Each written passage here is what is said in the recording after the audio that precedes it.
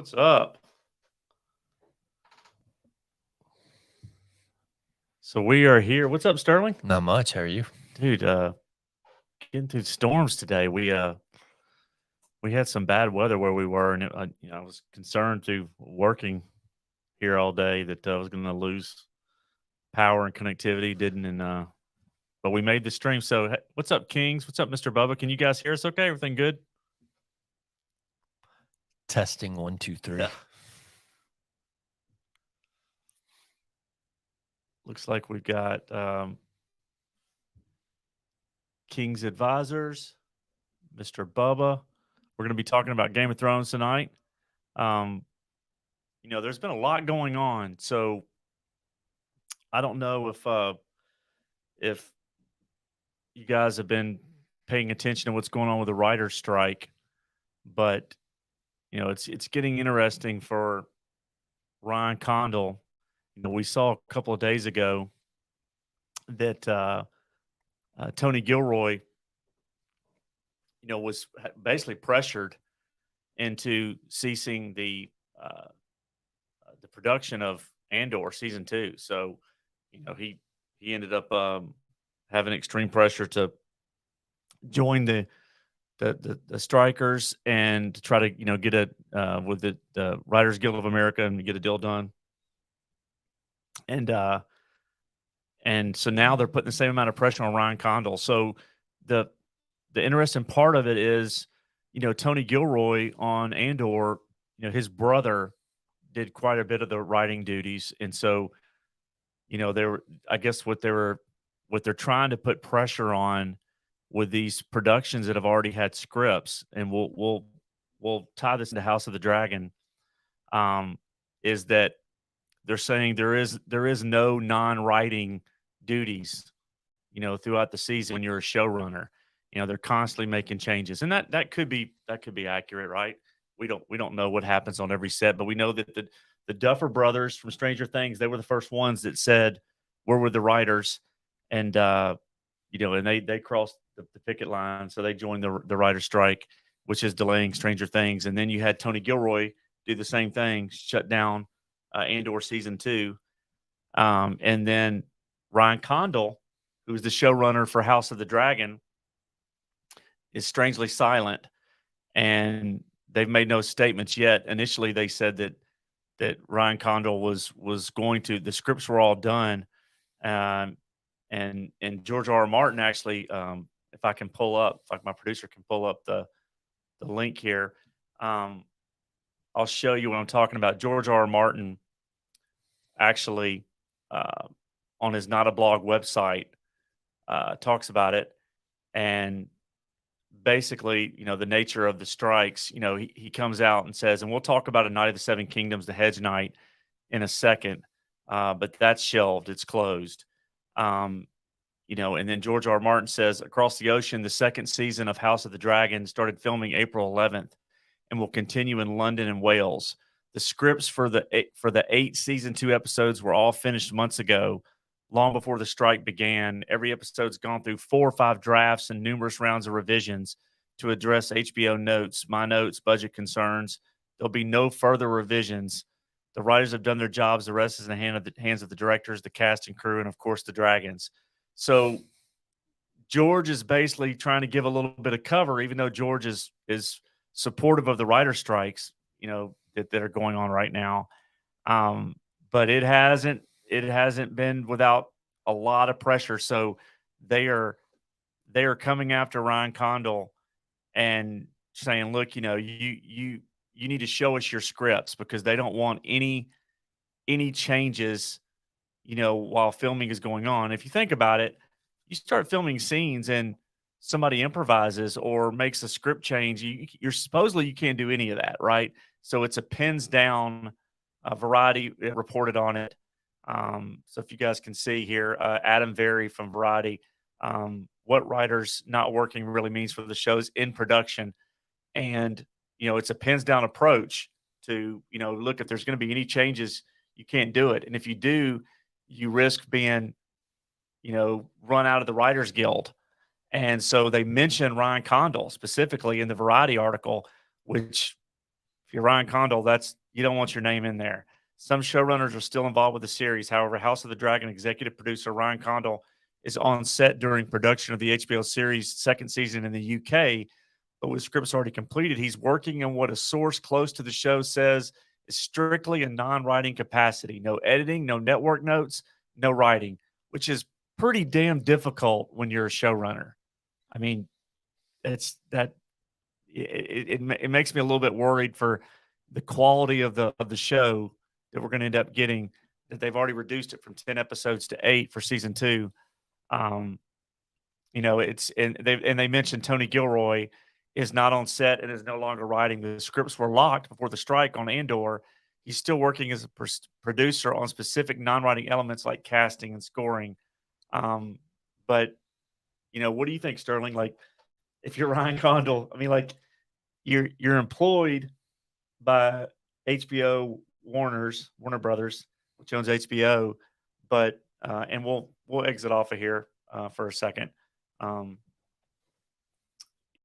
do you think? I mean, It's just a weird scenario, and there's a lot of industries like that where basically they're in a union. I don't know if it's officially a union, but if they can blackball Ryan Condal if they feel like that there is any type of writing going on at all, that they can make it to where he doesn't have any that's crazy creative writing abilities in the United States. So there's pressure. I mean, that's extreme pressure that, it's not like, you read these articles. If you've lived long enough, and hey, what's up, X-Wing? What's up, Breezies? Star Wars Dog? Thank you guys for joining. If people that cover like Star Wars content, you're big into X-Men and the Marvel Cinematic Universe. I think that's your wheelhouse. If you've been around long enough, you know that articles start to appear in some of these trade magazines, and they're not by mistake, especially when they name names. Usually there's a corporation behind it. And in this case, you've got the Writers Guild, and man, that's a tough place to be in when you're seen as what they call a scab, unless he's just going to work in Europe for the rest of his career. So I think they're trying to put a pin in House of the Dragon season 2. I don't understand how that works though. I mean, why can like a corporation like Warner or Disney or someone just hire their own writers? Well, that's what and leave them there. That's what they were doing. That's what one of the things about the strike is about the fact that they created these writers' rooms. So a concept gets pitched for a story, like they did with House of the Dragon, and it gets pitched, and so the network says that they'll consider it. They form a writers' room, and they bounce ideas off. They flesh out maybe the first pilot, right? And if they decide to move forward on it, they say, okay, we've got 15 to 20 writers, supposed writers, and that's debatable if they work for Lucasfilm. But they put together these writers. They come up with a story, and they say, okay, we're ready to move forward. And then the showrunner is picked, and the showrunner says, I'm going to keep these 3 or 4 to work for the remainder of the season. And that's one of the things the writers, have been fighting for, is to say, look, we get paid to join a writer's room, and then we're gone. And if the show runs, what it used to be is a show might run 22, 23 episodes back in the day. Now they're like, what, 8, 10? Yeah, they're so much more expensive to make now. And so you have a short amount of time that the writers can be paid on. So they want job security, basically. Yeah. Right? And they want to put pressure on, look, I'm supportive of the writers getting a good deal. I mean, with all the AI that's creating, could you imagine? Well, I guess if you're a Star Wars fan, you probably feel like AI couldn't get much worse. Yeah, AI might do better than what's going on right now. But with Game of Thrones, they've done such a good job. Season 7, season 8, notwithstanding, which there were different reasons why it ended the way it ended. But HBO has been a little bit more cautious with greenlighting series. And there was actually something that came out this week. Ryan Condal also said that the House of the Dragon was about to be canceled. They weren't even going to move forward with it. And then George R.R. Martin came in and saved it, which I thought was interesting. So canceled what, like before it even started? They were not going to launch it. Yeah. Okay. Yeah, they'd already spent $30 million on the Long Night series that took place 5,000 years before the events of Game of Thrones. And they so it's kind of interesting. to me, and Mr. Bubba, I agree with you. I like the longer seasons, but it makes me think about shows that I used to love, like Smallville, where the longer seasons, you could still end up with like maybe what 7 or 8 episodes that are complete filler that you could skip. You were a But Smallville fan? I was a big Smallville Really? fan. I love Smallville. I thought it looked like low budget and cheap even I when I was loved young it. and I couldn't watch it. It was cheesy. It was cheesy, but that was, I was a little kid and I still thought it was cheesy. well, and we're I don't know if I was little. I was more like a teenager. we're getting off track a little bit, but one of the things I specifically remember about Smallville is it came out a month after September 11th, and I was working, and I remember things were so crazy. You thought the world was ending. As a young adult, I was sitting in an office when the second plane hit, and saw that live from our office. But I was working. But Smallville came out a month later, and it was total escapist. Yeah, X-Wing. I was just thinking about, could you imagine Mandalorian season 3 with 20 No. something episodes, and we get 7 or 8 Lizzo and Jack Black? Who else would appear? Self-deleted. Hey, X-Wing, I thought you were going to self-delete on someone's stream the other night. I was laughing at your facial expressions, but yeah, I do like some of the shows that had longer durations, but the writers are concerned about these big corporations, effectively using AI to come up with scripts, not paying, when it was network television, there was a structure to it. So if a show like Friends went into syndication and it was launched globally, Yeah. they got paid on that, right? Or paid to some degree. Well, now with streaming, it's a whole different, at the time when streaming launched, they said, well, it's kind of like the internet. And they said, well, let's see how it plays out before we, figure out how we're going to distribute revenue streams, right? Because they didn't know everything with streaming was about, not necessarily ratings at the time. It was about subscribers, and then how are we going to launch this? So they figured out a way to not pay the writers, Yeah. and so look, I mean, I think there's merit to the writers' strike, but at the same time, is it right for them to put pressure on Ryan Condal? Because to be honest, that's a production that employs over 1,000 people in the UK right now. Oh wow. That need jobs, and if the scripts are written and the sets are built, a lot of those people that work as extras and are constructing sets and costume designers, those people aren't rich.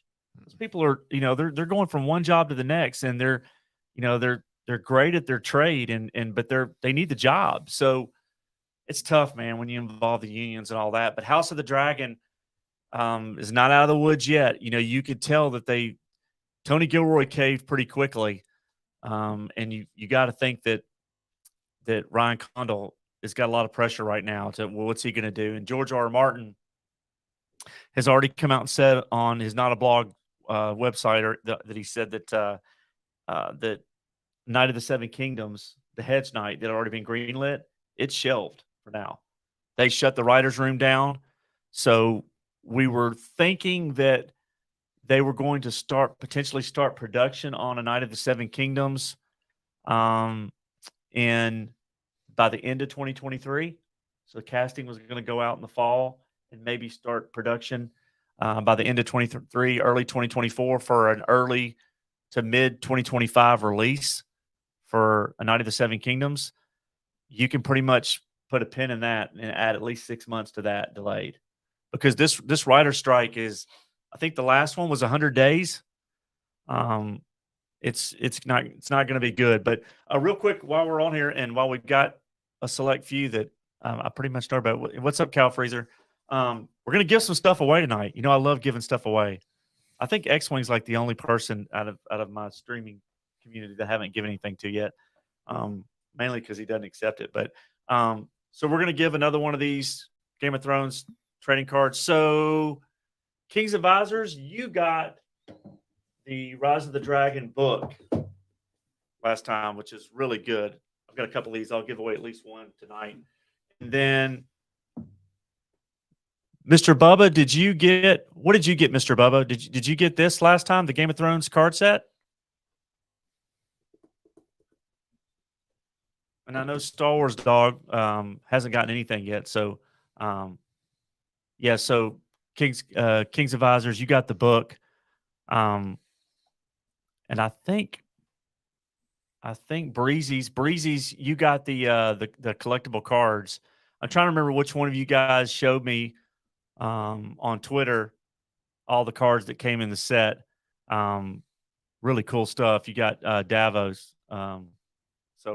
And then I think I'm gonna give away the Hand of the King pen. You may have to give this to X-Wing. Make you like an honorary Hand of the King. These pens are pretty cool, man. They're like kind of heavy, man. Did you see that? Yeah, it's legit. Yeah, it's like It's movie quality. it's like movie. It's like yeah, set quality, man. It's like if they were really gonna give. Well, and it says on the back of the box, the HBO official, so license. So pretty cool stuff. Hand of the King pen. So um we're gonna give some stuff away. Wear that at the bar.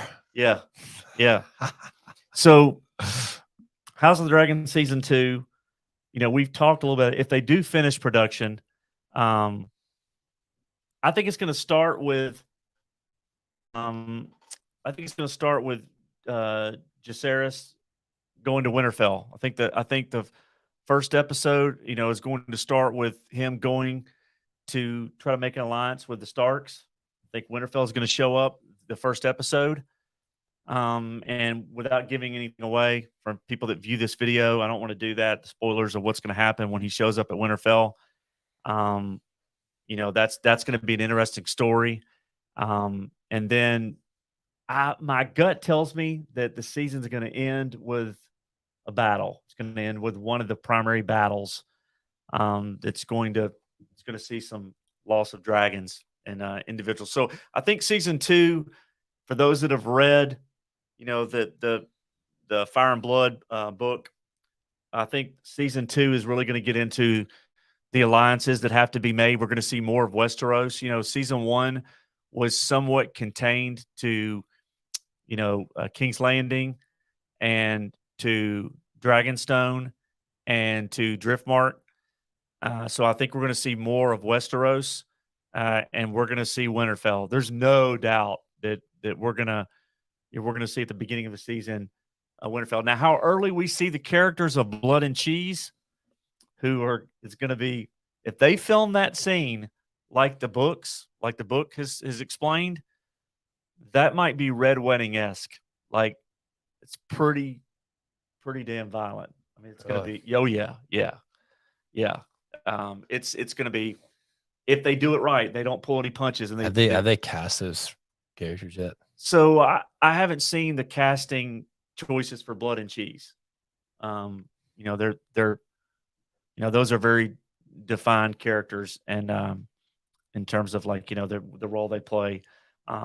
But Blood and Cheese, all we'll say about Blood and Cheese is, Daemon Targaryen came out and said, a son for a son, and that's where the early part of season 2 we're going to pick up. But we're also going to see some other characters start to come in. And I don't know what point we'll see Cregan Stark, but I'm interested to see who they hire, who they cast for Cregan Stark. But there's so many good characters. I mean, that's the cool thing about the world that George R. R. Martin's built, which kind of is early Lucas-esque, right? Like you have these characters that you think, well, that's a minor character. I mean, Boba Fett in Empire Strikes Back was in it for like 5 minutes. Yeah. And I think his first line was "as you wish." Like, and then every kid in the United States was going after the figure. I mean, like so just because he looked cool. It was cool, but that's what Game of Thrones has, that right. You see characters that are not main characters. That, I mean, when Braun first showed up, everybody, as villainous as he was, he fights for Tyrion, right? It's so like. That's the cool thing about the characters George R. R. Martin writes. He does such a great job, and it's a lesson for these other IPs out there. And we've talked about this, that they want to have female leads. They want to replace male characters with female characters. Look at George R. R. Martin's writing.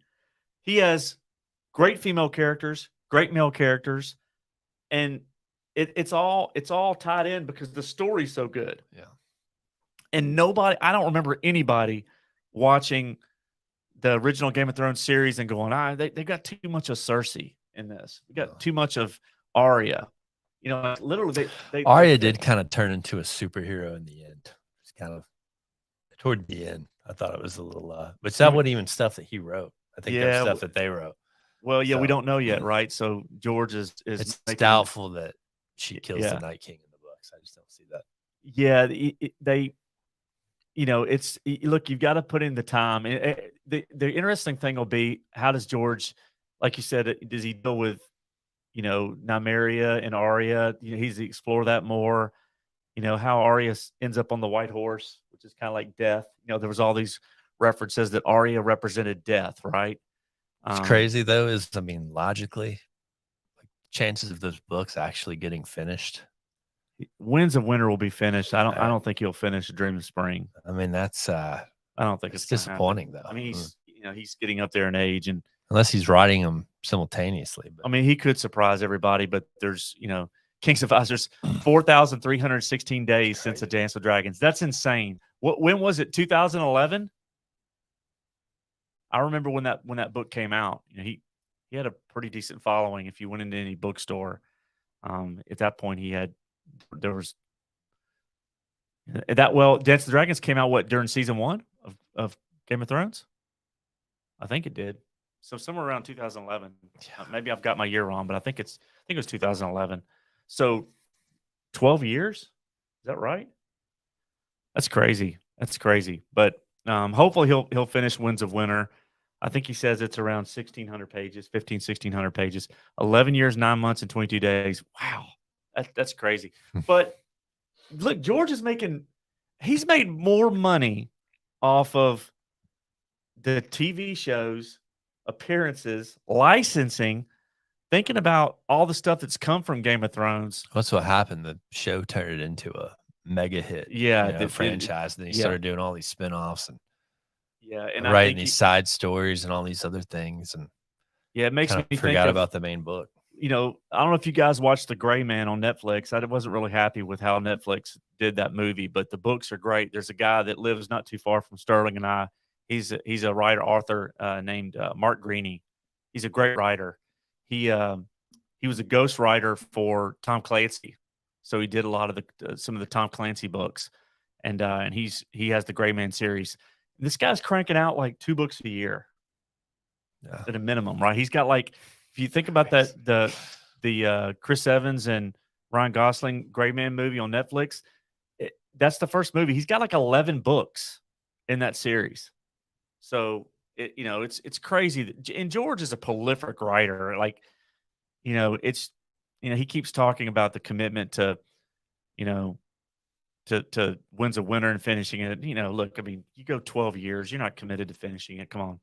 But, George he's the creator of the world. So, he kind of sort of gets a pass, but yeah, you're right. He did Wild Cards. He's got all these shows that he's tried to, he had Night Flyers, right, that got canceled.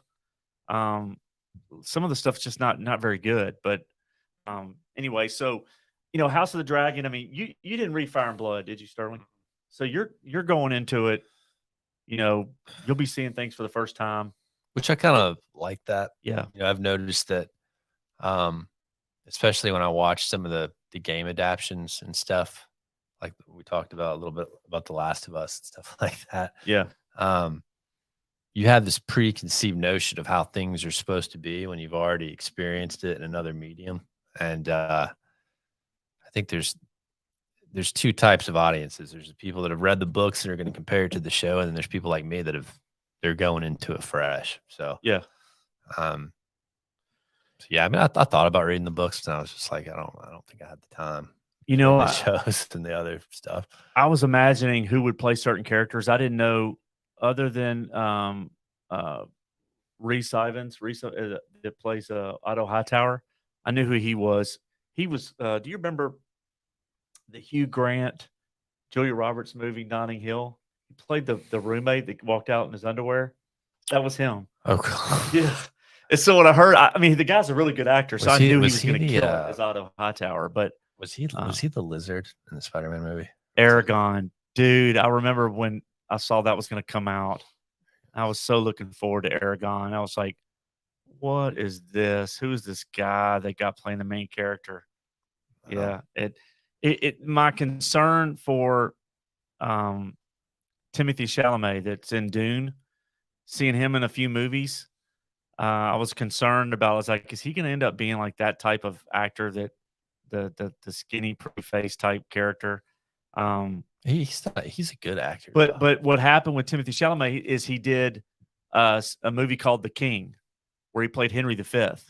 And when I saw that, I was like, you know what? Yeah. He's going to kick He ass. was great. He was great in that. Yeah, he was great in The King. If you haven't seen The King, oh my god, man, like that, really, really good. What's up, Matt Wing? Um, yeah. So, you know, Jeremy Irons is probably you're right. Um, yeah, The King is Yeah. one of the things that Netflix got right.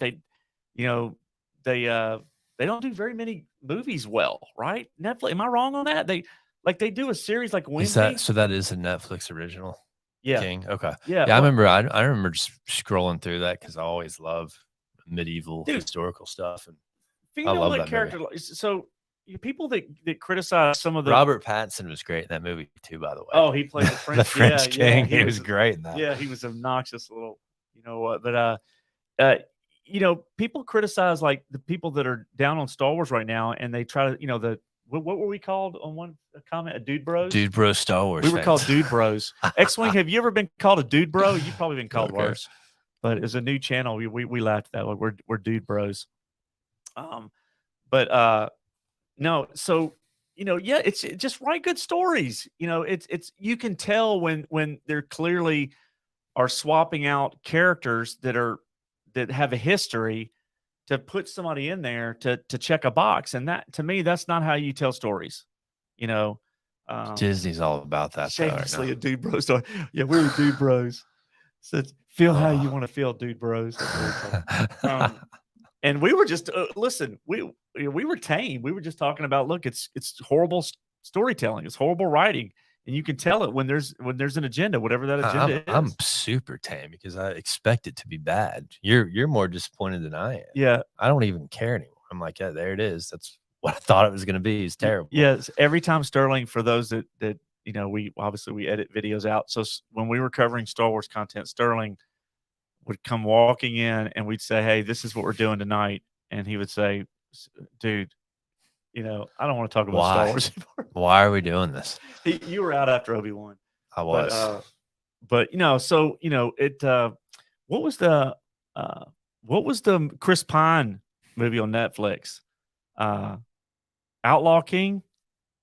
Oh, it's like a retelling of Braveheart, basically. Yeah, it follows Robert the Bruce. Yeah, that was pretty. It's after William Wallace. That was pretty good. I mean, Chris Pine, I didn't think he did a bad job as Kirk. It's pretty good. But I blame J.J. Abrams for what he did with Star Trek, those newer movies. But Chris Pine, he's okay. But Game of Thrones, so we were talking about casting Otto Hightower, and one of the things that I've been thinking in my head is there's been rumors that they were close to greenlighting the Aegon the Conqueror series, which really is there any character more important to George R. Martin's Westeros, the larger, the Seven Kingdoms, the whole story?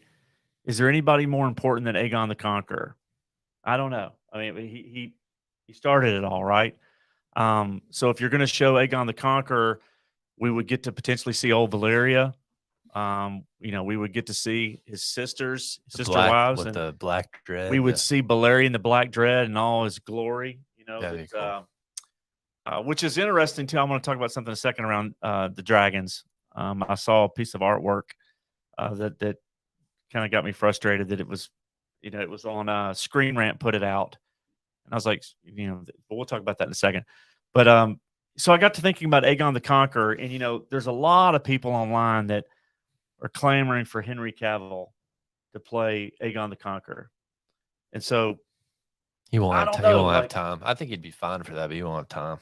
Aegon the Conqueror, it makes me think it's kind of like Star Wars, right? Where do you want a famous person playing a part that you don't need a famous actor to play? Like, Yeah. it's kind of like when we saw Kit Harington playing Jon Snow. Kit Harington had never done anything. Nope. So the only real famous person in season 1 was Sean Bean. He played Ned Right. Stark. So, I mean- well, I know Leah Headey from a bunch of stuff. Yeah, but she was in 300. she was in 300 and Brothers Grimm's first Yeah, thing I she was saw in her a few things. Yeah. So Dread, right? Judge yeah, Dredd. yeah. So So I'd known her, but yeah, her and Sean Bean were the only ones I knew, and some of those people just became huge stars, and they were perfect casting. Like Jamie Lannister, perfect casting. Yeah, and I'll Kit Harington, Rob's guy who played Rob Stark. I forgot his name. No better casting than Peter Dinklage is Peter Tyrion. Dinklage. Yeah, I know that his character in the book is described a little bit different. Robert, Robert is Robert Baratheon. Why am I forgetting her name? Daenerys. What's Emilia Clarke. Emilia Clarke. She's perfect. I mean, they were Emilia all Clarke. Ooh. They were all perfect. So they're already talking about Secret Invasion. They're going to do that's another thing that's come up is now you got fans are saying if they do a Jon Snow series, she's not going to show up because they're doing a spinoff series from Marvel Secret Invasion with her character. I'm like, she might not show up because she's dead. Yeah, first of all, his character's dead, so they'd have to explain it. Second of all, we've already talked about this, but Emilia Clarke, who, when I was in London, I literally was like a block from where she lives. I should know where she lives, but I'm married, so I tried to stay away. But I was thinking, man, if she just walked down the street, man, what would I say? I'd probably say nothing. I'd turn around, and look the other way, not have the courage to say anything. But anyway, so yeah, she had done nothing before she got that role.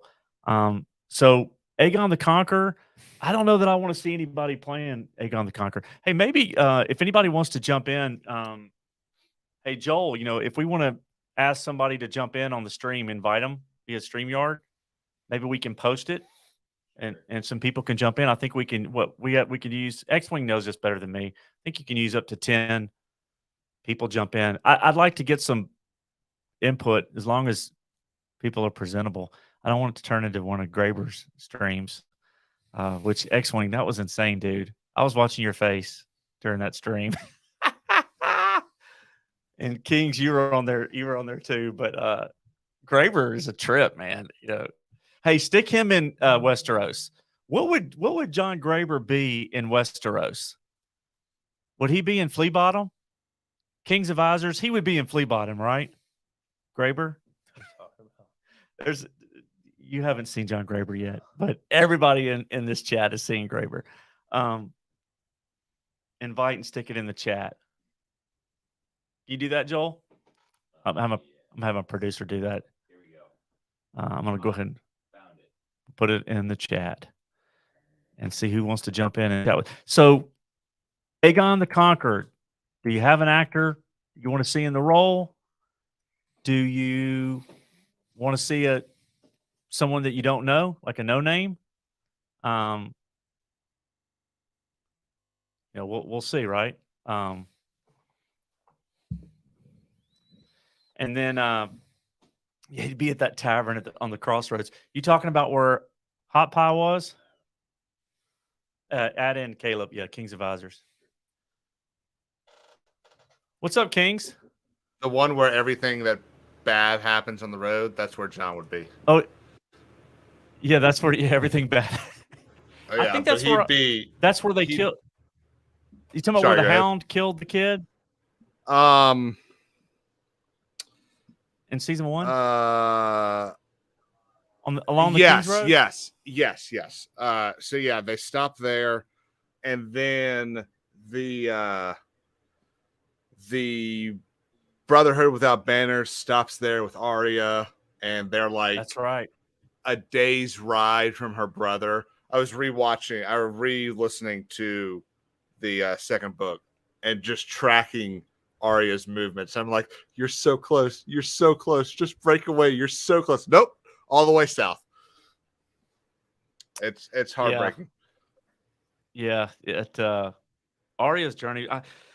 That was one of the things that I was a little disappointed in when she finally, after all those seasons, she finally sees Nymeria, and Nymeria just looks at her and turns and walks the other way. And I guess you could There's say, so much disappointing about those last 2 seasons. yeah, Nemeria's with the pack. I thought Nemeria was going to show up at some point, during the battle for Winterfell, or with a pack, right, and help him. Oh, that would have been nice.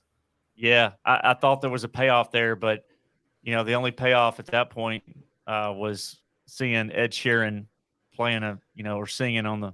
You know what on bugged the me about that show more than anything, though, any scene, was when the Dothraki go in. It's when they're fighting the Night King, and it looks like he wipes them all out. You talking about at night when all the lights? It looks like they all die, and then like 2 episodes later, they're all at King's Landing. Well, It's listen, like, I mean, And it's explained away by, oh, she didn't send all of them. It's like, yeah, it's like how many? all did of you have? okay. So why didn't she send all of them? Yeah, X-Wing says, "Great, a jester in the Red Keep." He would be. He'd be the guy that Littlefinger. He'd be what's his name that he killed and threw on the boat. The fool, or someone that would be hanging around Tyrion. As Tyrion went from brothel to brothel. But watching that stream the other night, X-Wing tripped me out, man. I was watching your face, X-Wing. Things were getting said. His coach kept the voice synthesizer going, and you're like, "What is going on here?"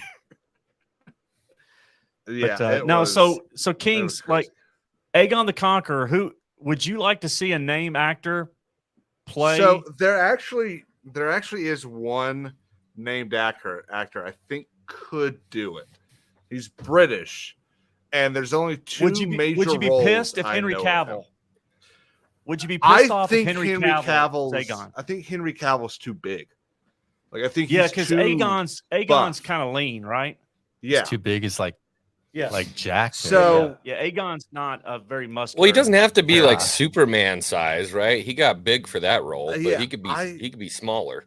I think, and I can't remember how old the guy is now, but I think Andrew Lincoln could probably do it. From Now, Walking I've never Dead. watched. Dead, yeah. Yeah, I've never watched The Walking Dead, but I used to He's gotta watch be like a. 50 now. Is he? Yeah, but you. Oh, don't He's got to do be that. in his 50s. He's got to be in his 50s, I think. Yeah, because to do Aegon the Conqueror, you would have to show them coming from Old Valyria. You would have a child, probably there'd be like a child role like they did with House of the Dragon, and then you would have to have a. How old was he when he conquered the 7? He conquered like in his 20s.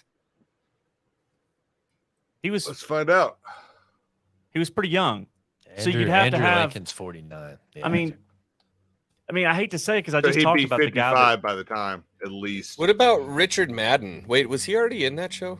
was Richard Robb Madden Stark. is Yeah, he's Robb Stark. Dude, that Oh, show yeah. that he's in Also, now, it can't be Cavill because Cavill is listed at 2-to-1 odds to be the next 007. So I'd rather him be 007. Macaulay you can pull Culkin. that up.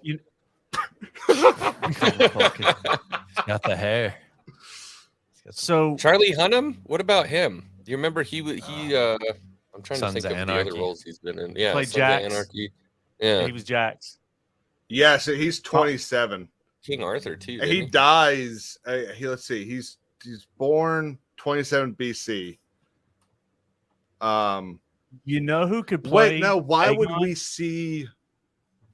Would we see Old Valeria because he goes back there from time to time? But because he was born. Well, no, on I think if you're telling the story of Aegon the Conqueror, you'd have to have some sort of flashback or some scenes showing the Targaryens the leaving daughter that Old Valyria. warns them. Yeah, the daughter that before the warns them Doom. in the Doom. Yeah. Yeah, got you would one. see Corlys. Yeah, you'd see the beginnings of what became the Sea Snake, and the line there. But yeah, you know who could play Aegon the Conqueror is the guy that played Ragnar in Vikings, Travis Fimmel. He hadn't done much in a while. I think he'd look a little too old, wouldn't he? Maybe, but What about Skarsgård? The youngest one, the one from the John one from Wick. True Blood? Well, now I was actually thinking of Alex. The one from It. Sam Claflin. That's a thought. He's the the one, one yeah, from the one youngest with one. Generation Kill. Now Sam Claflin could do it. X-Wing. That's not a bad He's I on. think because he's that's not an interesting super pick. famous. Yeah, he's got the British down, Yeah. and he's not too thick, not too thin. That could work. Oh yeah, Finnick. Yeah, Yeah, he's 36. If by the time this got put out, he'd probably be about 40, playing a 27-year-old. Yeah, that's pretty easy. We've got 30-year-olds playing high schoolers. I mean, look, They've I hate never to say been it that because I accurate just on was a little age. critical, even though I am a fan now. But he's doing movies. He wouldn't do a series. He might, but I doubt it. Is Timothy Chalamet like No, if he That would work. nope. I thought Sorry. Aegon was like bigger than they were though. Like well a little gruffer looking. Aegon's not a muscular character, Thought he was a little gruffer looking. And look, I mean, if what we're seeing pays, if Timothy Yeah, he's Chalamet not very pulls off, gruff. no, that's the No, only it's not. thing about Dune. The only thing about Dune, and man, it's a minor gripe because the story looks like it's going to be great. But when I see Zendaya, her characters has scenes with him in the trailer for Dune 2, I'm like, she could kick his ass. It's like, do I really want? I mean, she literally looks like she could kick his ass. And Those are two I don't know. two actors I think that are just going to look young forever. Like Timothy Chalamet and Zendaya, they're both like they're just going to look like kids forever. Tom Holland. Yeah, not a Tom not Holland. a Tom Holland, Timothy yeah. Chalamet guy. This is what drives me crazy about the Star Wars world, the people in it. Like they could have taken Zendaya and put her in a role like Leia or Padme, kind of action oriented, but still the princess type, and So nobody would have complained. I Nobody think would have. Zendaya would have done a good young Ahsoka. Yeah, I mean, you could write a new role. I mean, when they did Padme, nobody knew anything about Padme, Yeah, and Ooh, like, Padme. oh, so it's good. You have to write good characters, and You're so not a fan of Riva? Riva. No, I'm not a fan of Riva. What about Omega? Don't get X-Wing. Don't get don't get me started on Reva. Kenobi, bro. Yeah. So bad. This is I where- feel you. Trust me. So Sterling, when we started our channel, like he said, we're not covering Star Wars, are we? And I was like, well, look, I'm the biggest Star Wars fan on the planet. We have to cover some of it. He goes, dude, I'm out after Obi-Wan. I'm out. I don't want to cover it. I was like, we're gonna cover some of it. So and now he's asking me like, you're just gonna let the other channels doing Ahsoka, right? Just watch those channels. Let's not do Ahsoka. We're not gonna cover it. And I'm like, because like I'm one of the few people like I don't think it's gonna be good. You just gotta I be think- honest. Just be honest. That's like, and there are people out there that just want to see you be honest. And if you hate it, just be honest about hating it. And if it's good, be honest.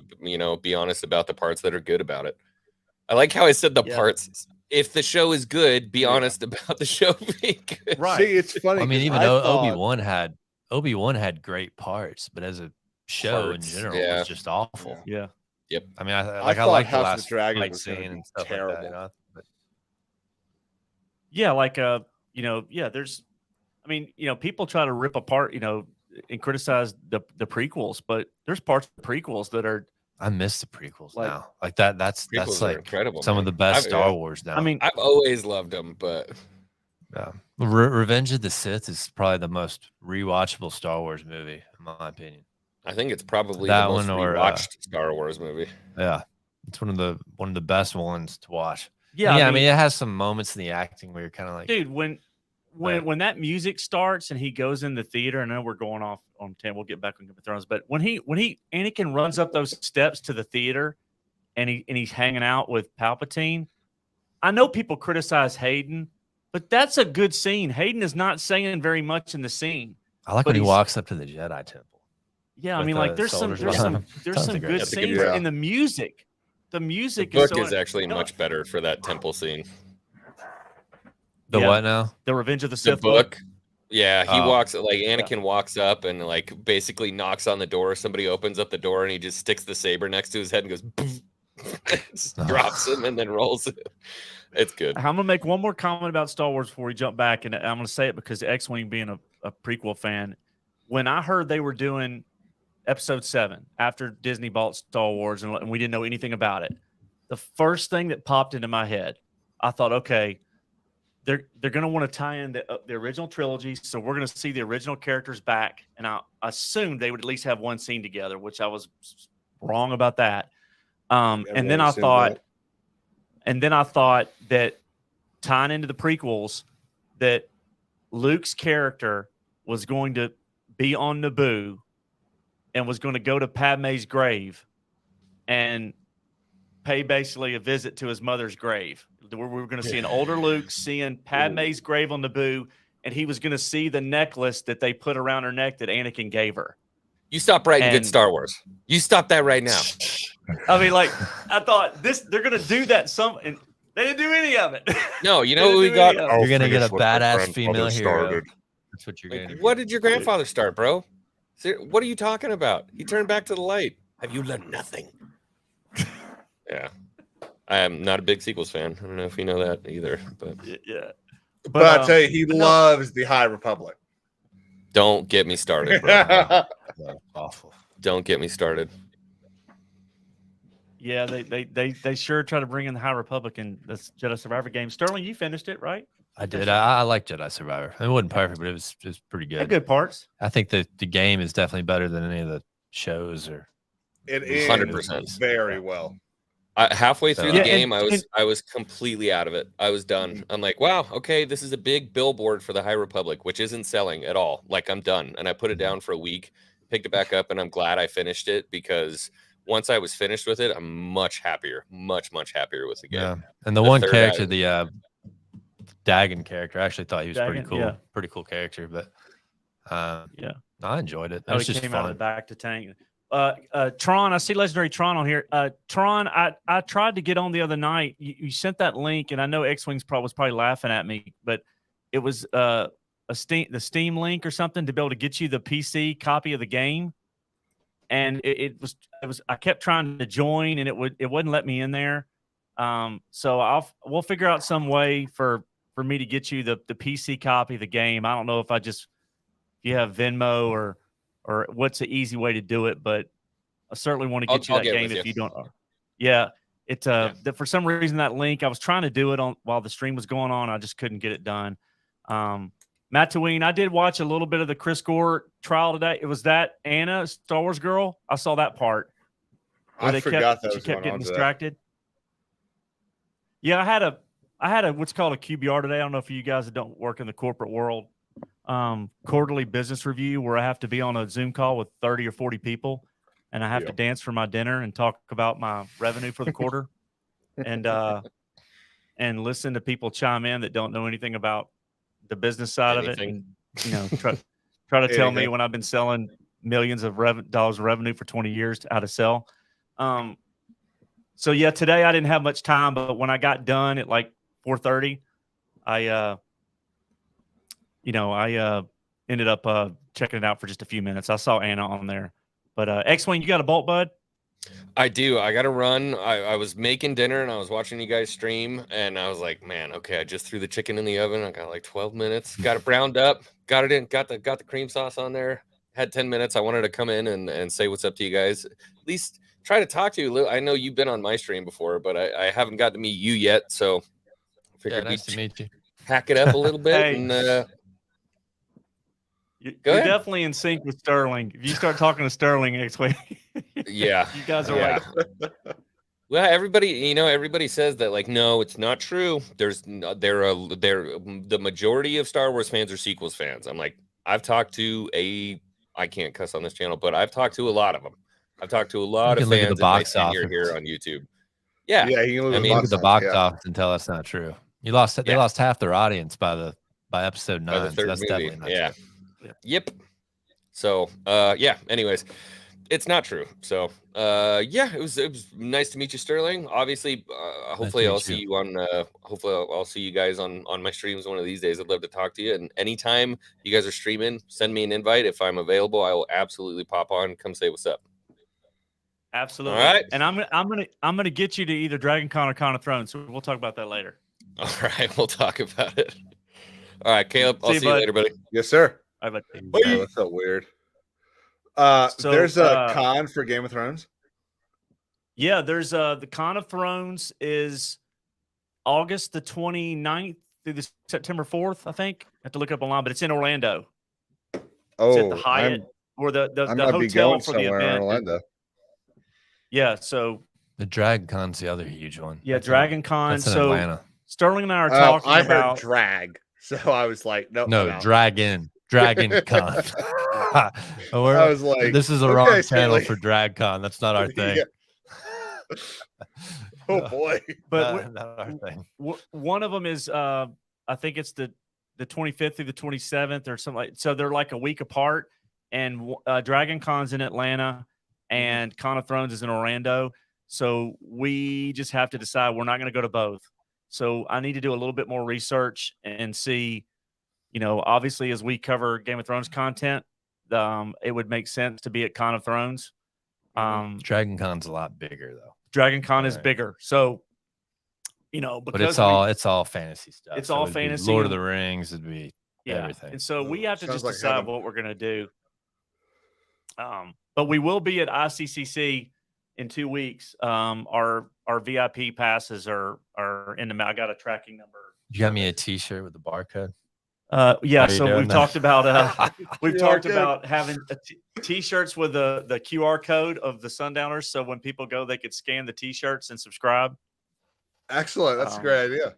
Yeah. So we're gonna be, we're gonna be showing up. We're gonna be giving away some stuff like this, some merch. We'll do some free stuff. We're not gonna charge anybody, so we're too young of a channel to do that. So we'll give away some T-shirts and maybe a couple of some hoodies and stuff like that. But I may just give it to the Echo Base group, some of the people we've already met that we do a meetup with. But yeah, so we're going to be at ICCC and Nashville, and then we're going to make a decision within a couple of weeks based on schedules, because I think my kids start back at school like 2 weeks before that, so they'll be settled in by that point. And it's over the weekend, so we'll just figure out our schedules. We'll talk about which one we're going to go to. There's advantages to disadvantages to each, but so Kings, your take is you'd kind of rather see somebody if they end up playing Aegon, kind of like Yeah, Sam so- Claflin, someone that's not super famous. Yeah. I think if that it's one of the things that I think was kind of shocking with Damon, that you got, and even then he's why can't I remember his name? Matt Smith.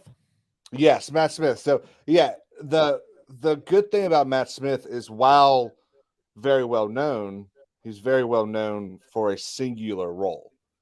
And it's not like, and it's a role that is only a big thing in a certain group of people. So it's not quite like Sean Bean being Ned Stark. Yeah. Which again Matt he knocked Smith- out of the park. But that's his that's his kind of role. Sean Bean's been playing that role for 30, 40 years. Yeah. So when I think so, I so know I him from Doctor think Who, getting obviously. someone, yeah, exactly. Yeah, and I love Matt Smith. as Actually, I Doctor knew Who. him from Morbius. Oh, it's Sterling. He's- Yeah, Morbius. What an You awful thought, oh, movie. But, God. Well, no, but he was still. You could tell he wasn't a bad actor. Like he was not the problem with that. Yeah, movie. I saw. I actually didn't think that movie was as bad as everybody else. Oh, thought they it was. ripped it. I read a couple never of reviews. saw it. Like It wasn't amazing, but it wasn't as bad as what I thought everybody. every review Everybody that just talked about destroyed how bad it was also said, but Matt Smith was pretty good in it. Yeah, I mean, you could Yeah, tell he was yeah. a good actor. He was great. He's my favorite Doctor Who. Like he was my favorite Doctor. Like Oh, even more than Tenet. oh man, Yeah, see, I was see that's the thing. when you said Tenet. Yep, I don't know. I can't say I liked him more. They're pretty close. They're I'm pretty the close. doctor. I'm 933 years old, and I'm the one that's going to save you and everyone else on the planet below. Yeah. Yeah, he's great. Tenet- Love You know Tenet, what? which is why they're bringing him back to be the 14th Doctor for 4 episodes. Tenet would be great in a role in Game of Thrones that he could have been a good Otto Hightower.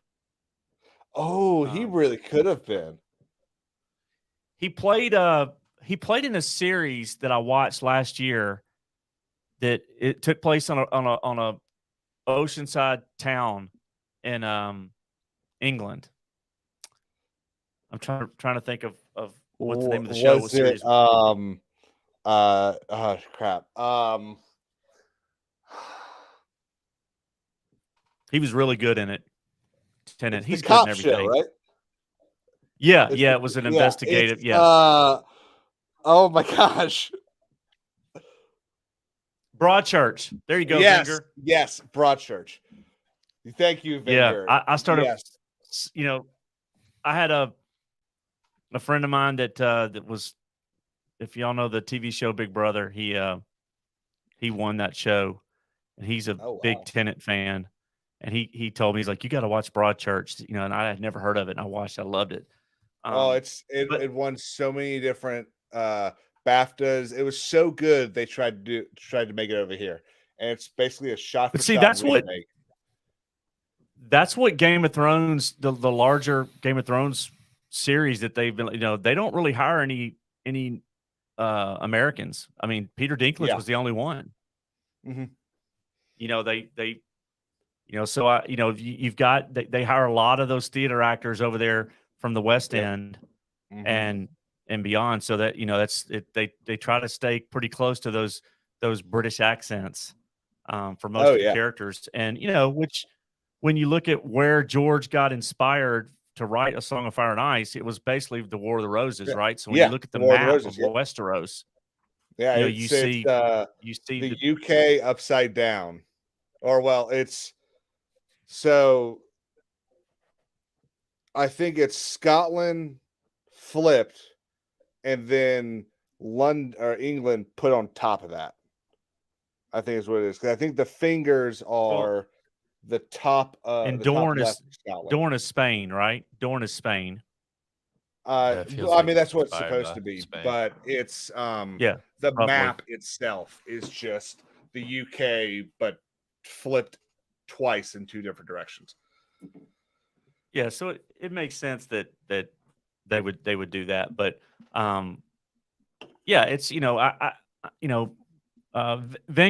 Mr. Bubba, like if you guys want to chime in, would you? Yeah, it's the UK with Wales chopped off. Yeah, I always saw the North, the Starks is kind of like a hybrid between Scotland and Wales. Kind of, I guess you could say Scotland, right? If you're really going to be specific about it for the Starks and Winterfell. But I'm looking at Westeros right now, and I think it's supposed to be the twins is supposed to be basically Hadrian's Wall, and they actually north of take the wall of Scotland. yeah, they actually so he took Scotland, moved it to the lower part of Westeros, moved London up, and then flipped both of them along the Y. The wall inspired by Hadrian's Wall. Yeah. Yeah. So did you guys see on the community page that I posted a picture of when I was at the Dark Hedges? I don't think so. Yeah, you guys, where the community link is, where you can see like photos and stuff like that. Oh, cool. I posted a picture of when I was at the Dark Hedges, which is the King's Road. And I'm gonna post another video when this stream ends. I was right in front where they filmed the King's Landing being burned by the dragons or by Drogon. Did you see Winterfell and all that? Well, I saw they had a section of Winterfell which was destroyed. We went to for the because we went to battle. the set where they did mostly the first 3 seasons. Yeah, you did the early seasons. He Yeah. saw the actual. It's crazy how much CGI they use on things that you wouldn't expect. Yeah. So, Oh, so yeah. a lot of the stuff that just looks incredible in the show looks not as amazing in real life. Yeah, isn't Still I feel pretty like out the there, but- only set that Yeah, it's in they Northern built Ireland, like yeah. the whole thing of wasn't Castle Black the only one they did like almost 100% set. Yeah, they built a whole set around that. Northern Yeah, Ireland, minus, yes, that's obviously where minus the wall. the Dark Hedges, Vinger, yeah, it's in Northern Ireland. So as we left Dublin, we went up to Belfast, and we stopped. So if you remember the scene where Arya puts Needle in the water, she hides it. That's a little bitty. As you're driving on the road, it's a little. We had a map that showed a lot of places where they filmed, and literally we pulled over and there's a dock. It's a little bitty tiny dock, and right there you could see where she put it in the water and she hid Needle. We also there's a little beach where what is dead may never die. Where you basically had Theon and you had the scenes around that.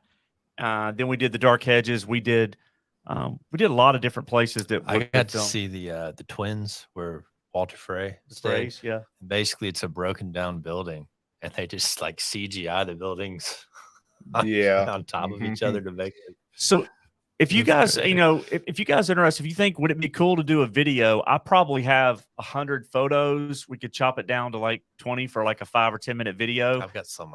I've got, when we went to Belfast, they had the Titanic Studios, and you could see the hangar where it was opened up, and you had the Dragon Rider where they would sit on like a harness, and it'd move you around, and so you could see the green screen. And then they had where they used to do the costumes. So all the extras, everybody, they would go in and get fitted for the costumes. That was what was called the Game of Thrones experience. And so they have the Starbucks cup. There was no Starbucks cup. Oh, we shot bows in Winterfell. Did you do that? No, I didn't go to the actual Winterfell. Yeah, they taught us how to shoot bows at the same places. It was where they filmed the scene with it was in season 1 with Arya and Bran shooting. Yeah, and that's where we got. And Ned says, "Which one of you were a marksman at 8?" Yep.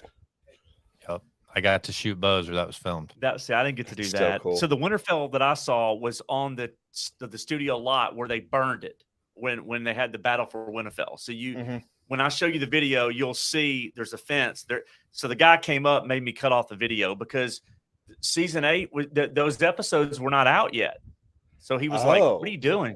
Cut your video off." And I was like, I just have my phone, and I was filming. Like you could see the Red Keep, you could see the buildings burned, and so I was like, "Okay, Drogon's gonna burn, King's Landing." So you could see it where they built the streets right on the set, and then inside the building they have all the costumes. They had the Iron Throne.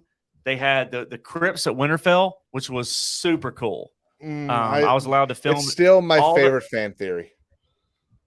Of that, there's a dragon under Winterfell. Oh no! That when the Night King arrived, the dead Starks were going to rise up and defend the people of Winterfell, and that's why they're buried with stone swords. Oh, so yes, so they were going to rise up, but they weren't going to be just the dead attacking. Yeah, they would be defending. Yeah, that Bran when Maybe Bran the Builder built. When Bran the Builder built Winterfell, that he built it with the magic that would counteract the magic of the Night King. See, I think at some point they're going to go back. I don't know. So we haven't talked about this yet. So I mentioned A Night of the Seven Kingdoms. And if anybody else wants to jump in, you guys are welcome to jump in. We'll run for about another 20 minutes. The Night of the Seven Kingdoms being shelved. My first thought was, maybe they'll greenlit the Jon Snow series. But if you look at George R. R. Martin's post on his Not a Blog site, where he references a journalist that broke the story on the Snow series, I pinged him today on Twitter and said, "Do you think the fact that they have 4 or 5 different iterations of the Jon Snow scripts would mean that if they've got them basically ready to go, that maybe they would go ahead and greenlight the Jon Snow series if it's farther along than Dunk and Egg, right? Right. Because of the strike." And he said, "No, I've not heard that the scripts are ready for that yet." So that doesn't make me feel like we're going to be seeing anything about Jon Snow anytime soon. But I do think at some point in the next 5, 6, 7 years, we're going to eventually see some form or fashion Bran getting defeated or dying or getting stuck as he loops back in time as the three-eyed raven. I think we're going to see that play into some series, whether it's Jon Snow or some type of sequel. I think we'll see that. But having him tell me that today over Twitter, I think it's James. Let me say that I don't want to say his name wrong. I think it's James Hibbard. You can look up George R. Martin's Not a Blog where he references Snow back last June. He calls him out by name, and I reached out to him and he responded to me. But with the show being delayed, and doesn't look like Jon Snow is going to happen anytime soon. Although I do think we'll get it. I think what makes the Jon Snow series a little more complicated to greenlit and launch is no matter what way you spin it, it's a sequel. It's a sequel to Game of Thrones. And I think George got really, if you look at some of the content creators that have a whole lot of subscribers and have done Game of Thrones for 6, 7, 8 years and, cover a lot of it. Several of them have said, look, I mean, George was fully committed. Thanks, Venger. I appreciate it. 3:40 a.m. That's rough, bud. But I appreciate you stopping by. I really do. And Second Street Marvel somehow, somewhere. So Nice. I think, Dunk and Egg is easier to tell. I mean, one, it can introduce a whole new audience. It's not as potentially violent, although, Kings, I mean, they're going to cover the Blackfire Rebellion when they do the Night of Seven Kingdoms. They have to, right? Yeah. So I imagine what they'll do is we'll get Ashford. I think there's 5 stories in that first book. So I think we'll get a 2-part episode for every. We'll get what we'll get what the National Treasure show should have been, and we'll get a 2-part storyline for every single story in that book, or a 2-episode story. So I imagine the first thing is going to end. The first episode is probably going to end with, and I'll be a little discreet here, but it's going to end with probably him going to the lord of the castle and being like, this is who I am. I was knighted. Yeah. And then, or with the fight, not the fight, but the fight that happens between him protecting the girl. And then the second episode will be the tournament and the Duel of the Seven. And there's very little I'm more excited to see on screen than the tournament at Ashford Meadows. Yeah, look, it's a good story. I mean, I'm happy with anything that they greenlit, right? So whether it's Aegon the Conqueror, Night of the Seven Kingdoms, Robert's Rebellion. I mean, and that's the thing. You can take place. It's 200 AC. Yeah, Night of the Seven Kingdoms. What 100 years before? Well, it's because Aegon, who's Egg in it, he is the brother of Aemon, the Maester of the Wall. Egg is the youngest of those Targaryens. Egg was the Mad King, right? No, Aegon. Aerys is the Mad King. Okay. Yeah, Aerys the second, I think. Yeah, Master Aemon. Aegon's son is the one that travels to the Old Stones. Master Aemon. Ginny, there's so many good scenes to go back and watch. Ginny goes with Master Aemon and says, "Your son will be the savior of the Seven Kingdoms." So that's why Aerys becomes king, because his father gets like a mean power trip, basically. Yes, if you remember when Maester Aemon's telling Jon Snow, let the boy die and the man be born. Yeah. And Jon Snow's talking about his family dying, and Maester Aemon's like, you don't know what I'm going through. And he says, yeah, I do. And he finally tells him he's a Targaryen. Yeah. And he is Egg from Duncan Egg. That was his brother. And so it's about 80 to 100 years before, 80 years, maybe 60. Yeah, 70. I always 80 thought to he was the 100 Mad sounds King's right. brother. Yeah. So 100 would be, because Master Aemon is very, very, very, very old. So when he was Jon Snow. how is Master Aemon related to the Mad King though? So Maester Aemon is the Mad King's Uncle? Or- great uncle, I think. Yeah. Okay. I think Yeah. See, this is where the Aemon's book readers will grandfather. pop you if you don't get it exactly right. See, I thought Yes, it was yes. the Mad King's brother. Sorry. No. Yeah. So- but yeah, yeah, so older. I expect after this show finishes, they will be probably on we'll probably be working on season 2 of Duncan Egg, and the Blackfire Rebellion series will be working. Well, there's been rumors that they're going to take the House of the Dragon, basically the Targaryens, Yeah. and they're going to keep that brand, and they're going to tell different stories. So like you'd have Maegor the Cruel, you'd have Aegon the Conqueror. So you've got this Targaryen history, and they tell different stories within that, potentially leading up to the end with Continue calling it House of the Dragon.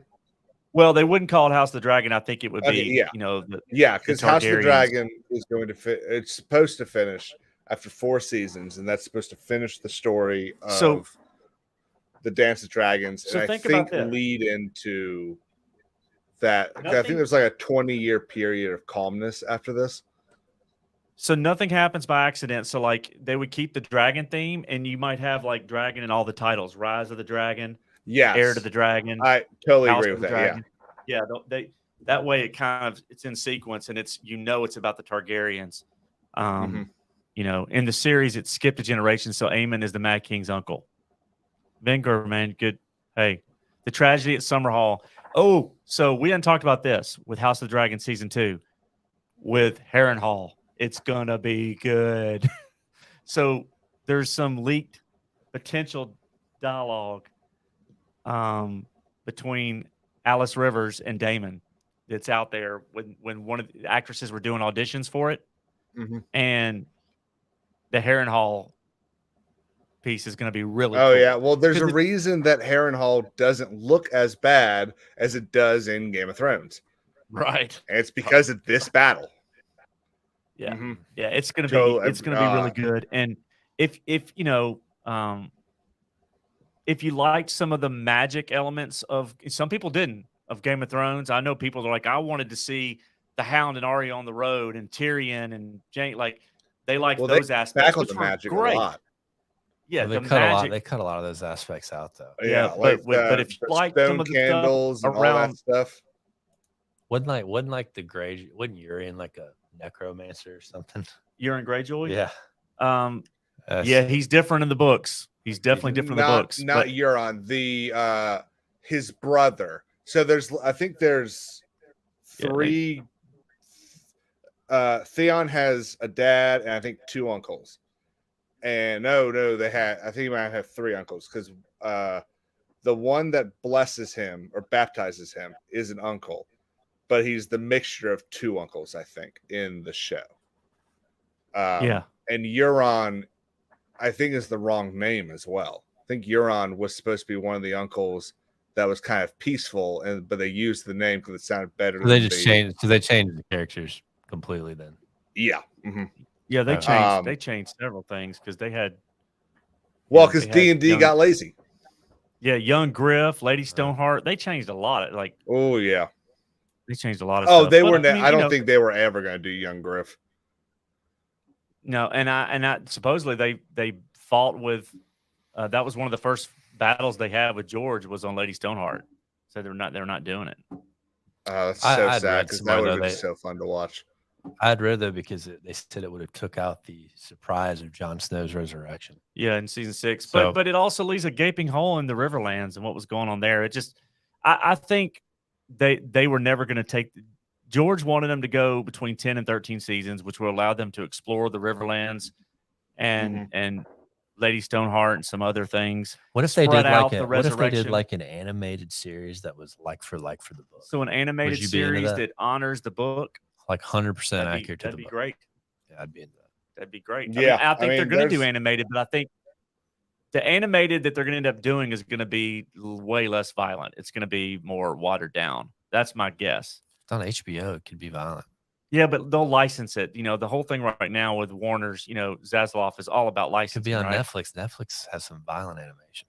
Yeah. It's yeah, possible. the problem is I mean, you show animation and people immediately think kid show. I don't know if you guys No. can see this, but Oh, the harpies. where you go? Man, the last I don't want to plug another YouTube channel, but the last harpy on YouTube, he's got some. When the show was going, he had some awesome fan theory videos. This thing is like heavy duty ceramic. It's like really heavy. Like it's a. You can't really tell this, but it's That's like, another one. They killed Bearston the Bold. yeah, Mm. yeah. In the series, He did. Nettles. He was sitting there campaigning till like the day this show went out to don't kill me, let me come back. So Venger, I think Oh, you're going to end up being right about Damon. I don't want to give anything away. I really want to see Nettles. They have to do a good job casting. They got to get that right. And have they not cast her yet? I have not Right, so seen they're good. Nettles. I have not seen any casting news around Nettles. And I would bet they might want to keep that under wraps because Nettles is a very important character as far as Yeah, Damon see, goes. I didn't read Fire and Blood. I spent a lot of time on the wikis though, like double checking things and going through things It's a quick. to the point that It's a pretty quick read. yeah, I not- was just told that it's not as entertaining as the actual books because it's Yeah, more of a moves faster history through book. the history. Yeah. yeah. I don't know how many pages in the book is around the Dance of the Dragons. It's maybe 50. I don't know. I have to go look at it. It's not very. Yeah, it's many. only like it's like 2 chapters, isn't it? Maybe it's not very many. It's not very Mm-hmm. long. I mean, you could get through it like that. It's not. Yeah. it's not I'm much, interested to see if we get a little bit more into the theory of the Maesters. But Venger, What do you? I Call think the way all that plays out, in the God's eye, I think you could end up being right. We'll see. Now, kind of like Jaime Lannister, when you have these characters that, you know, I see a lot of Daemon, a lot of Jaime and Daemon. You have to see Jaime and Daemon because actually Daemon Yeah. came before, but in the terms of the history, but you know, people are kind of conflicted because they really love Daemon, but then he does awful things, just like Jaime Lannister did awful things. I But always love those characters. yeah, they're great characters. Like I like Jamie from the first season. Dude. Same thing. With the things we do for Same love. with Damon. I like.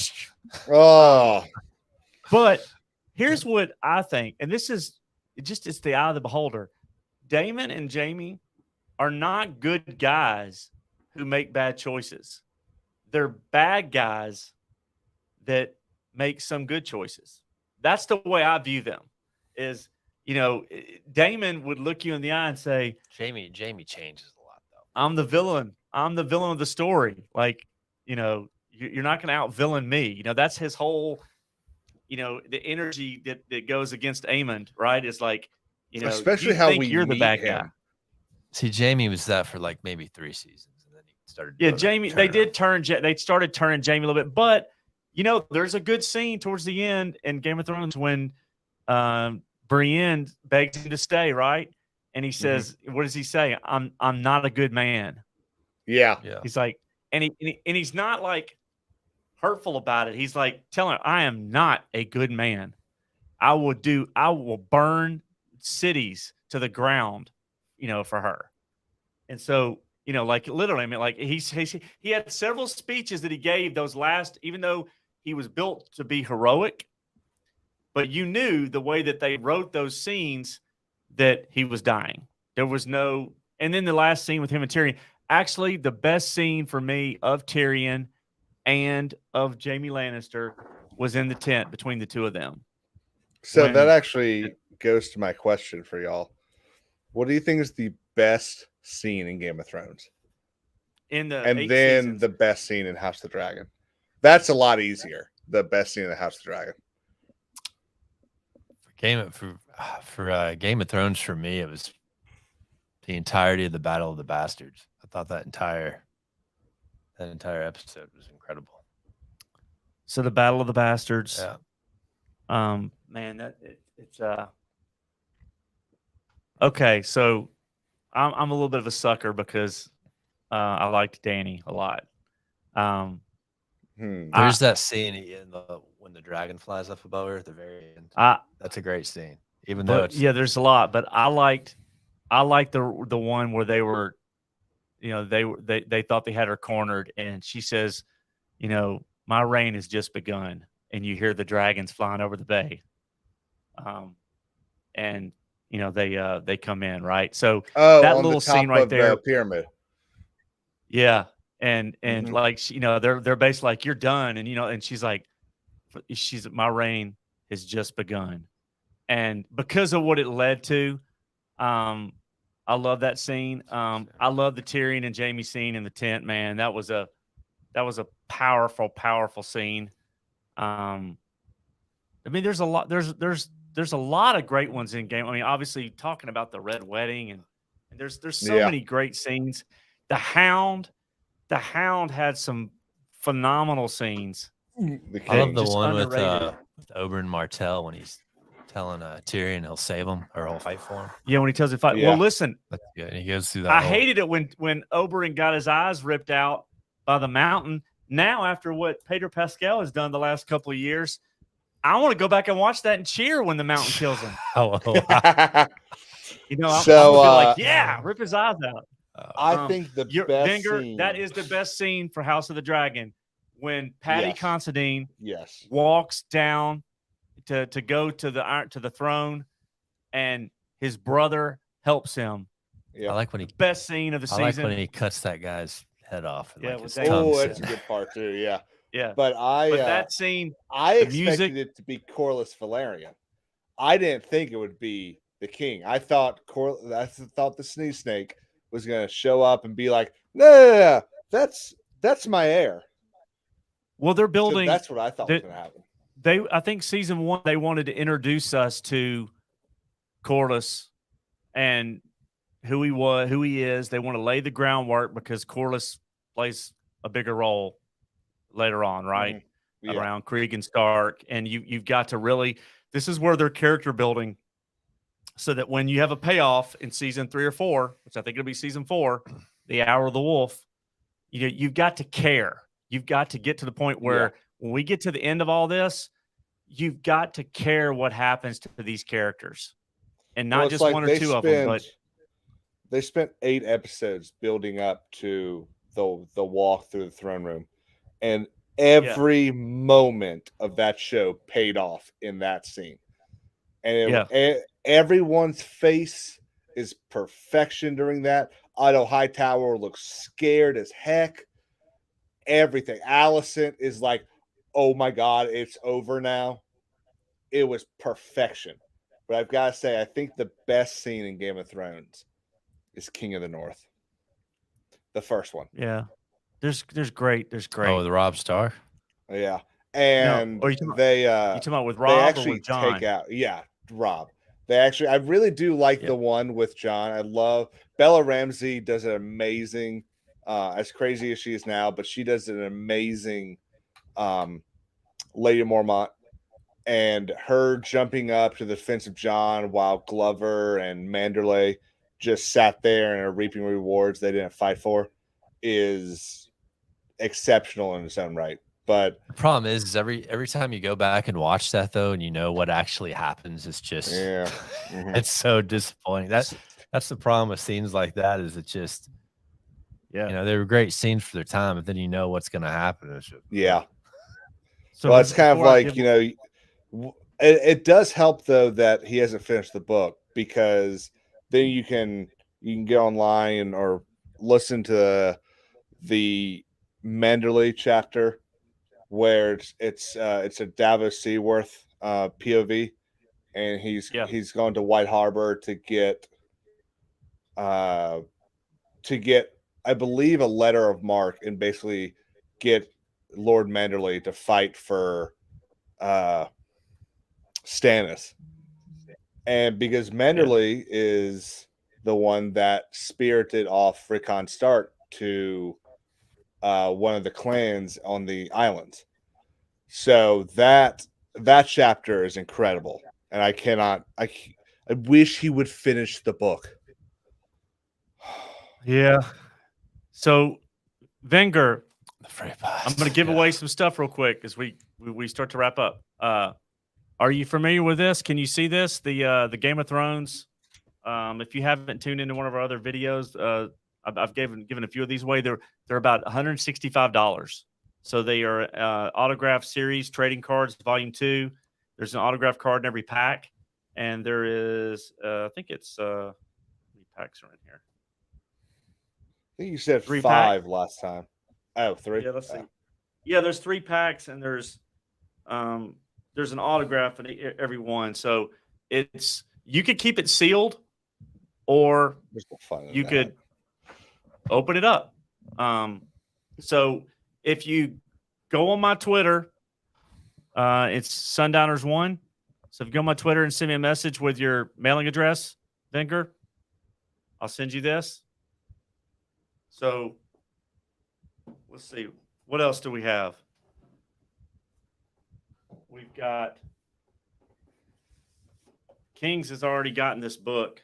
So It's a fun book. Kings, did you get a Game of Thrones card set? I did not know. I'll send you one of those too.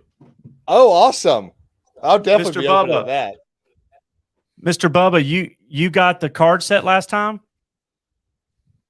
If you did, I will send you the Rise of the Dragon illustrated book. This is really good. I mean, it is an amazing book. If you're a Game of You're like Thrones- Oprah tonight. Look at you. Yeah, I'm Oprah on some of that stuff.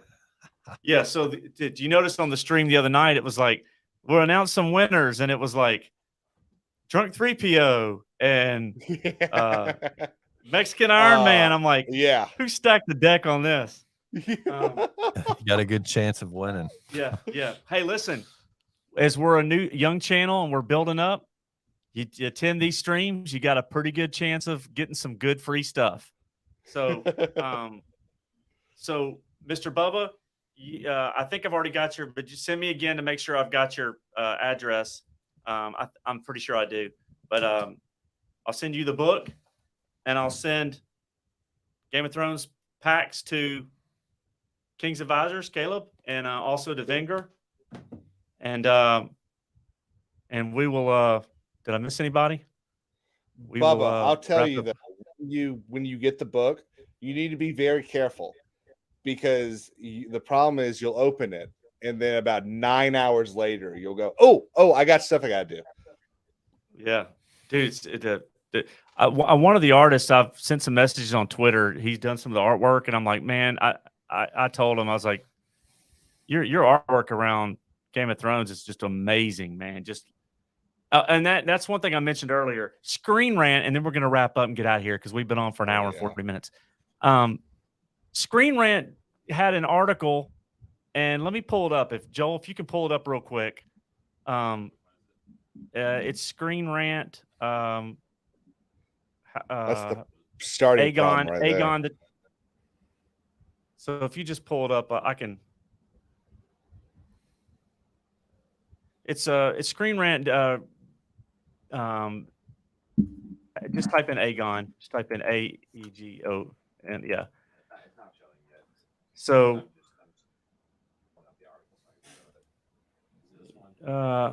let's see. Do news. Is it the one from April 3rd? Here it is. 4 days ago. Oh, Yeah, pull that up. I want to show you guys this because this irks me. Someone needs to tell Screen Rant, come on, man, you got to get your stuff right. So let's see here. Okay, so can you guys see if as we scroll down?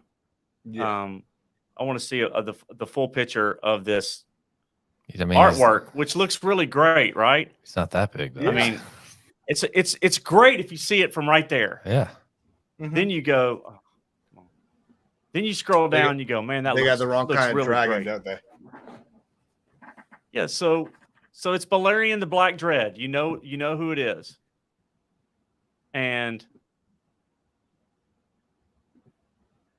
where is it at?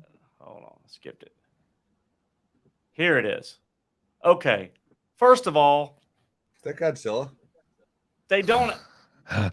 So the dragons in Game of Thrones are they call them dragons, but in a sense they're wyverns, right? Like they don't Yeah. have the front legs. Mm-hmm. So Yeah, their front Like- hands are on their wings. their arms are on their wings. So I'm not as concerned about what you call them because people can debate that, a wyvern versus a I think dragon. that size is still off But- scale. Yeah, I mean, first of all, he looks like Godzilla. That's He's- not what Balerion the Black Dread looks like. Is that original art, though? or- No, it's an artist, and look, I mean, it's I'm gonna rip Does it on it the have artist. wings? Yeah, so I'm assuming that I don't know if this is like cloud, smoke, but it's really not. just Godzilla. Yeah, it's like a Godzilla, and Screen Rant put it on their 83 Pixel Studios. Look, I mean, this part of it is great with him standing Yeah. there. Mm-hmm. I mean, that's great, but damn, man, get your stuff right, man. Valerian the Black Dread, like that's why when you get this book, Been eating. The Rise of the Dragon, the illustrated history of the Targaryen dynasty, these artists got it right, and Mhm. I just wanted to point that out. We can exit off there. I'll wrap up with that, but it's funny, man. When you see stuff like that and you're a fan, you get a little bit of a pet peeve, right? You're like, Oh, what the heck, man? Like, go look at the dragons on the show, like consult somebody. But anyway, so I mean, I appreciate you guys jumping on tonight. We wanted to cover, this is yeah. our second stream, so we'll get better over time. We'll work out the kinks. We'll do more interactive stuff. Oh, you're but already hopefully better you than guys us, had dude. fun. And we'll Thank you. yeah, we'll Kings, are you going to ICCC? I am not. No. Okay. Yeah, so I can't. we, don't really have the time to drive up to Nashville yet. Yeah, so you're in South Carolina, right? Yeah. Mm-hmm. Yeah, so we'll That we that got stuff coming up. ThroneCon though. Might have to think Orlando. about that. Yeah, I think Jay Drunk 3PO, he's going to be there. So the Geeks and Gamers, I think some of them will be there, not all of them, but so we'll see. But I really appreciate everybody jumping on tonight. Hopefully everybody had fun. Hey, you get in on this thing early. I'm going to be giving stuff away literally every stream. So that I do. Anytime So- you want to talk Song of Ice and Fire, give me a call. And I'm working on building a panel, so we'll see where it goes. But thanks everybody for jumping on. We went a little bit long, and I hope you guys enjoyed sticking around for it. And we'll have a lot more to talk about as news comes out. I think that there'll be no shortage of Game of Thrones news over the next month or two. Oh So yeah. we'll be here to talk about it and have fun and build the community out. So Okay. have a good night, everybody. Awesome. And with that, we are out. Peace.